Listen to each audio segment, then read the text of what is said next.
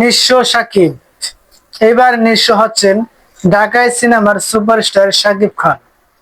না, এই কথা শুনে ভয় পাওয়ার কিছু নেই সাকিব ভক্তদের, কারণ তাদের প্রিয় নায়ক আসলেই বাস্তবে নিঃস্ব হচ্ছেন না। পর্দায় নিঃস্ব নামের একটি সিনেমায় অভিনয় করতে যাচ্ছেন তিনি। বরবাদ সিনেমার অভূতপূর্ব সাফল্যের পর এই সিনেমার নির্মাতা মেহেদী হাসান হৃদয়ের নতুন সিনেমার নামই নাকি নিঃস্ব। সিনেমাটিতে শাকিব খানের উপস্থিতি নিশ্চিত হলেও তার বিপরীতে নায়িকা হিসেবে কে থাকছেন তা এখনো চূড়ান্ত হয়নি। 2027 সালের ঈদ উল ফিতরে সিনেমাটি মুক্তির পরিকল্পনা করা হচ্ছে, এমনটাই শোনা যাচ্ছে।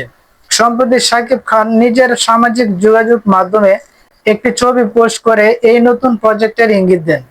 ছবিতে নির্মাতা হৃদয় এবং প্রযোজক শাহরিন সুলতানা সুমির সঙ্গে তাকে দেখা যায়। ক্যাপশনে শাকিব লিখেছিলেন, বরবাদ টিম আবার ফিরছে, আবারও ইতিহাস তৈরি করা যাক। সূত্রমতে বরবাদের মতো নতুন এই সিনেমাটিও প্রযোজনা করছে রিয়েল এনার্জি প্রোডাকশন। প্রযোজক সুমি এর আগে জানিয়েছিলেন শীঘ্রই আনুষ্ঠানিকভাবে ছবিটির বিস্তারিত ঘোষণা দেওয়া হবে এবং এরপরই শুরু হবে শুটিং। এর আগে গত বছরের রোজার ঈদে মুক্তি পাওয়া বরবাদ সিনেমাটি ঢালিউডে ব্যাপক সাফল্য পায়। শাকিব খান এবং অপর বাংলার অভিনেত্রী ইদিকা পাল অভিনীত সেই ছবিটি বক্স অফিসে 75 কোটি টাকারও বেশি ব্যবসা করেছিল বলে নির্মাতারা দাবি করেন। সো ফ্রেন্ডস, এই ছিল আজকের ভিডিওটি আপনাদের কাছে কেমন লাগলো? আর শাকিব খানের নতুন এই সিনেমা নিঃস্ব, আসলে কি সে নিঃস্ব হয়ে যাবে? শাকিব খানকে নিয়ে আপনাদের অভিমত কি?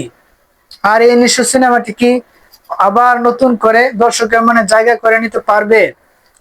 অবশ্যই কিন্তু কমেন্টে বলে যাবেন। ভিডিওটি ভালো লাগলে একটা লাইক দিয়ে দিবেন। যারা এরকম সুন্দর সুন্দর আকর্ষণীয় ভিডিও পেতে চান অবশ্যই আমাদের চ্যানেলটি সাবস্ক্রাইব করে পাশে থাকবেন। ধন্যবাদ। সবাই ভালো থাকবেন, সুস্থ থাকবেন। আল্লাহ হাফেজ।